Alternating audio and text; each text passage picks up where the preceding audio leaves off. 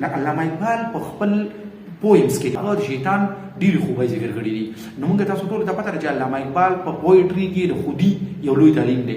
هغه د خپلې زمانې د غلام قومو د ځوانانو ته وایي چې تاسو غلامان یئ، خو ستاسو یو ګولډن هیسټري ده، نو رابیدار شئ. نه چې د خودي د تعلیم ورکوي، نه هغه وایي چې شیطان د خودي یو لوی مظهر دی، یو لوی اظهار دی. لکه دلته وګورئ سوره ایګو ده چې دا آدم علیه السلام د خپل ایګو له وجې نه سجده ونه کړه چې زه د چا نه پس باندې کم یم، او اوس په خپل ایګو باندې قایم هم دی. اگر چې هغه نیګیټیو سنس کې وه، خو علامه اقبال دې ځای کې د ځوانانو د بیدارولو لپاره هغه پازیټیو سنس کې پیش کړي. علامه اقبال وایي د شیطان حسني تدبیر ته وګورئ، لکه دا دی چې څنګه پلانینګ کوي، کوم تدبیر کوي د انسانانو د بېلارې کولو لپاره.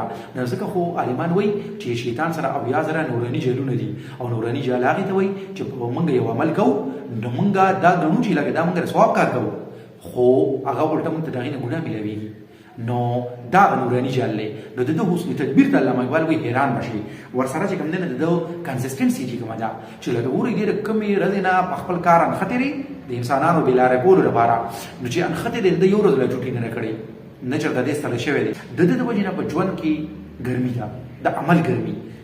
ورسره چې کوم دی شیطان یو عاشق اول، لکه په خدای پاک باندې لومړی عاشق خو شیطان و چې 6 لکه کاله یې عبادت کړی دی. یو توحید باندې دومره سټرانګ بلیور و چې آدم علیه السلام ته سجده کولو به قبول نه کړه، اگر چې د خدای پاک اډر و. هغه وایي آدم نظم کې علامه اقبال وایي چې شیطان آدم علیه السلام ته وایي چې دا ته څه په جنت کې د کونترې په شان ناست دي، مزه باز جوړېدو کې باز جوړ شه. جبرائیل او ابلیس نظم کې شیطان ته چې کله جبرائیل علیه السلام دا وایي چې ته خپل ګناهونو معافي ولې د خدای پاک نه غواړې، ګناهونو معافي وغواړه، هغه غفور رحیم ذات دی، اوس ولې معاف کړي.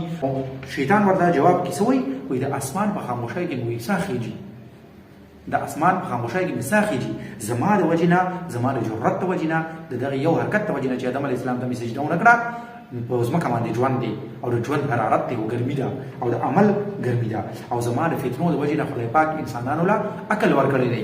بل د شیطان د وجې نه شر دی، او که شر نه و نو د خیر به څه ویلي وه، که بدي نه وه د نیکۍ به څه ویلي وه.